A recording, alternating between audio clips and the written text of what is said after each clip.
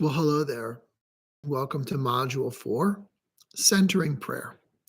As with all of the modules, the purpose here is to reduce stress. The purpose here is to find ways to move closer to God. The purpose here is to enhance our relationship with God, to be reminded that the purpose by which we got started in this clergy journey comes from our faith, a deeply held belief that we are God's children, that we are beloved and cared for, that we have heard in some way a call upon our lives, our hearts, our souls, our bodies to make disciples for Jesus Christ while we continue to be a disciple ourselves. And that in all that has gone on, we have fallen a part of our focus of our lives. And so these practices are peace, examples, opportunities to realign ourselves, to reduce the stress in our lives, to help us focus on that which is most important, our relationship with Jesus Christ.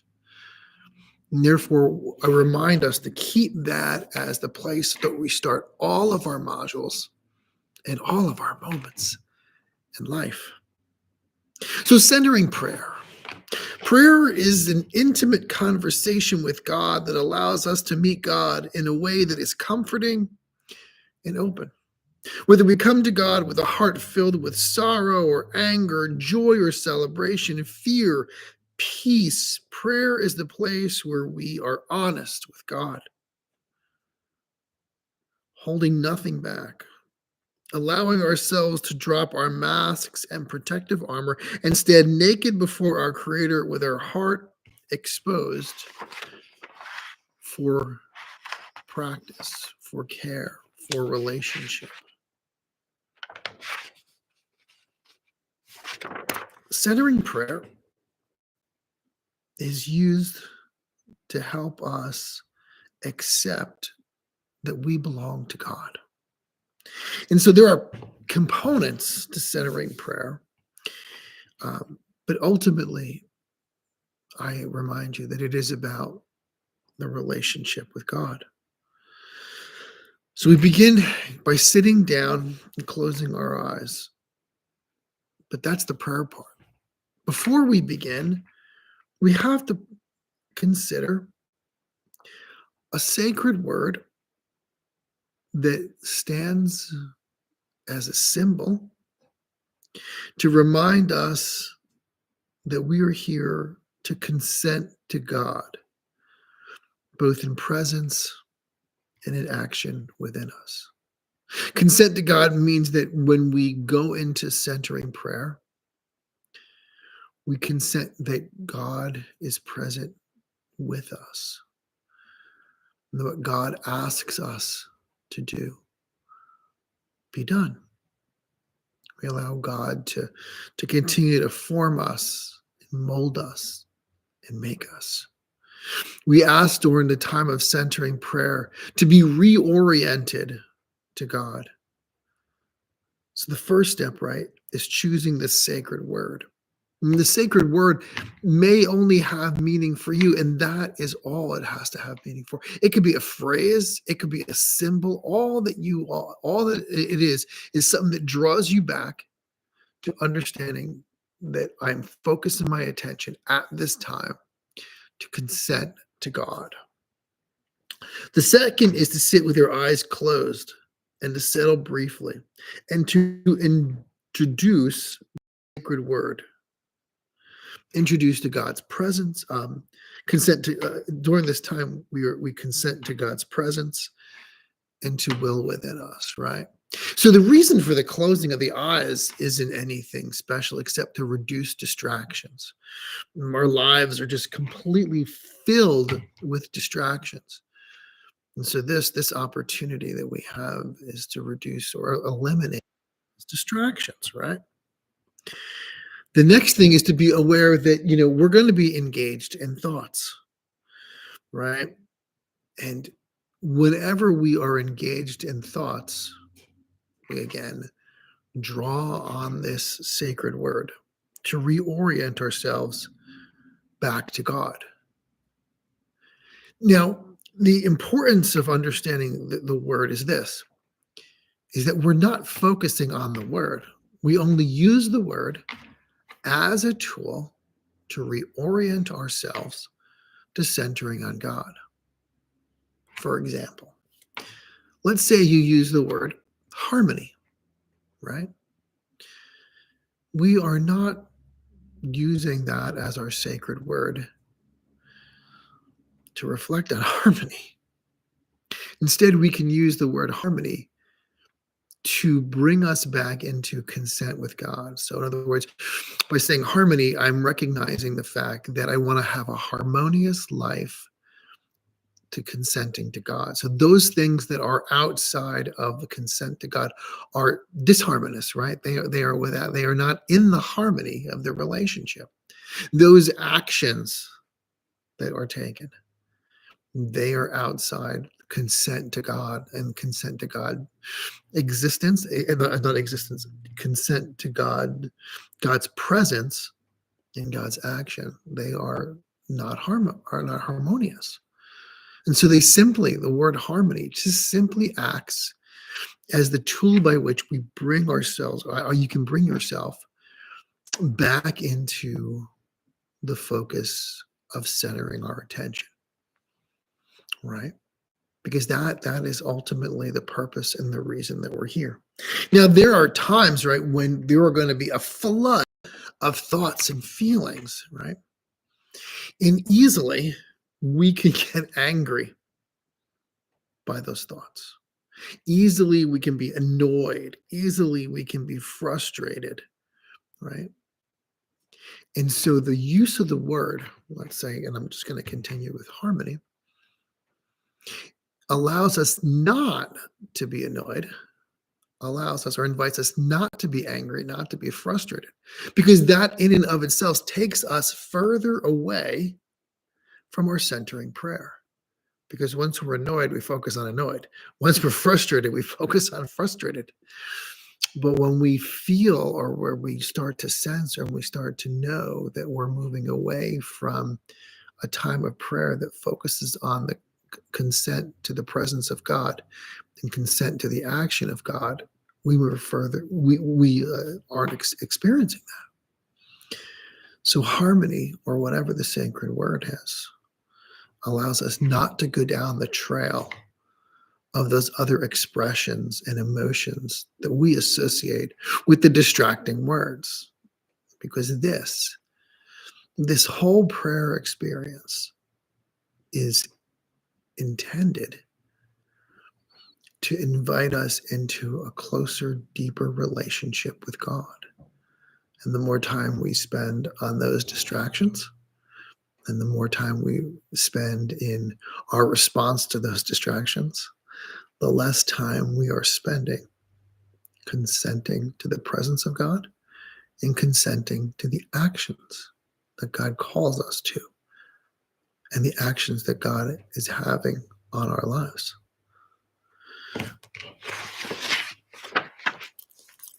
So, Cynthia, that section of teaching comes mostly from Thomas Keating, right? A Trappist monk who passed just recently. Well, I shouldn't say just recently, who passed in probably 2000 and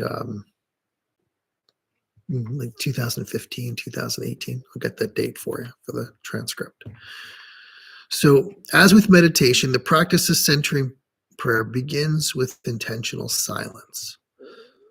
This is not simply removing yourself from a room with the television blaring or Alexa playing popular music for the entire house, but the silence of the mind, the body, and the soul. Cynthia Burgol offers us a scaffold for the attitude and preparation for centering prayer. She writes, for this practice, choose a comfortable seated position and allows this position to be held for an extended length of time. Close your eyes, because this will support the reduction of in visual distractions that drain the energy and take away attention to God. In addition, we can allow our prayer with God to be one that feels as if we are in a retreat experience. Then the prayer is unhurried, relaxed, and focused in the moment, right? Our prayer that we are the initiator of the conversation. In the initiation of the conversation, we are asking God to provide intentions into our hearts and minds based on our sacred contemplative prayer, a welcoming of God into the moment, but really a welcoming of our consciousness of God into the moment. And I think it's important what Bourgeot's talking about here about this retreat setting, because when we do that, the prayer does not become a hurried or harried experience to fit into all the other activities of life. Instead, centering prayer is the activity, and everything else needs to be put aside.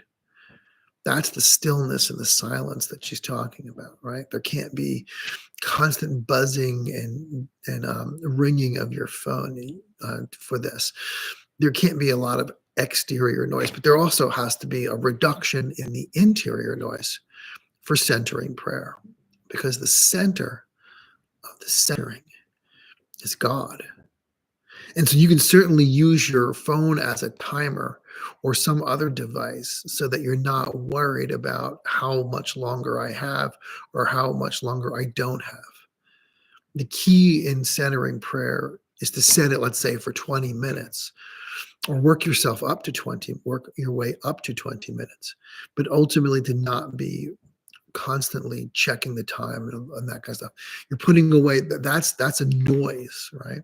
That we want to have taken away. So that is the presence, right? That is the sense. So we sit quietly. We find that comfortable seat that will sustain us for that good 20-minute time. We become aware of the word that we're going to use, that sacred word. We close our eyes. We allow ourselves to be settled.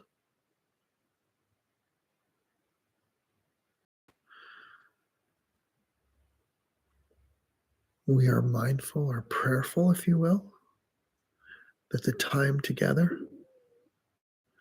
is exclusively to consent to the presence of God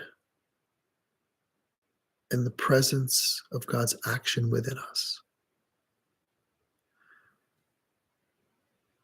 And we focus on God alone.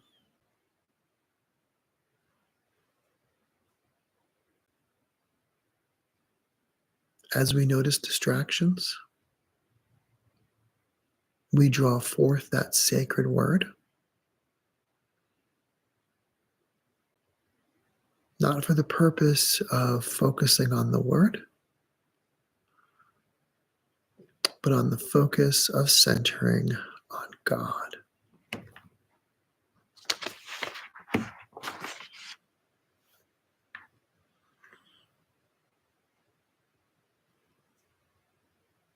We use the sacred word gently, and we are gentle with ourselves.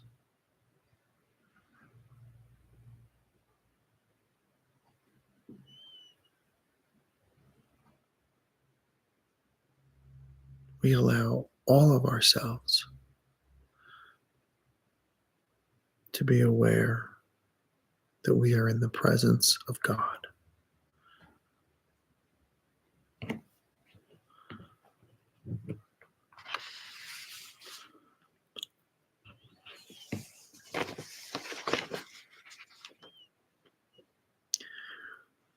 We engage in holy listening.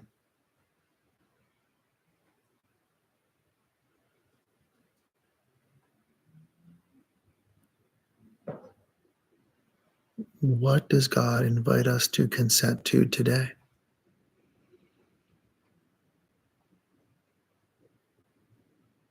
The presence of God, the action of God, our presence in the relationship, our action in the relationship.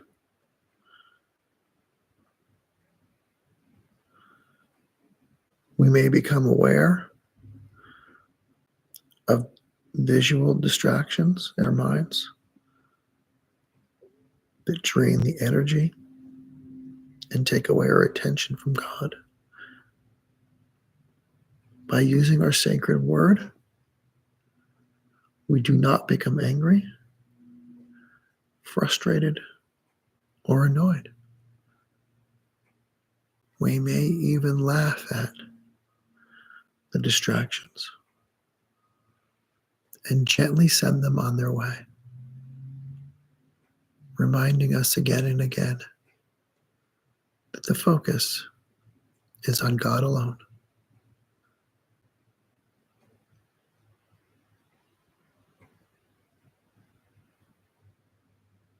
After the 20-minute centering prayer, we allow some kind of bell or chime or song, and then I invite you to take some time to remain in silence, considering what it is that God revealed to you during centering prayer. What was the presence of God for you in that moment? What was the action of God for you in that moment? And then I invite you to a reverent close of that time, the Lord's Prayer, or something meaningful.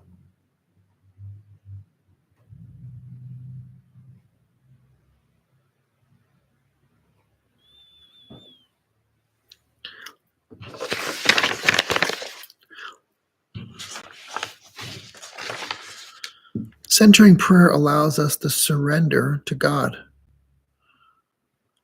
Centering prayer reminds us that there are so many unconscious thoughts and feelings that swirl around us that take us away from consenting to our experience with God. And so I hope that each of us can use this technique, this strategy, this practice to recenter ourselves on God, to give ourselves a well-deserved 20 minutes alone with God. And I recognize again how difficult that is. How many hurdles and boundaries, how many hurdles have to be overcome? How many boundaries have to remain for you to do this important work? And take courage and trust that God loves you. And so do I. And let this strengthen your practice.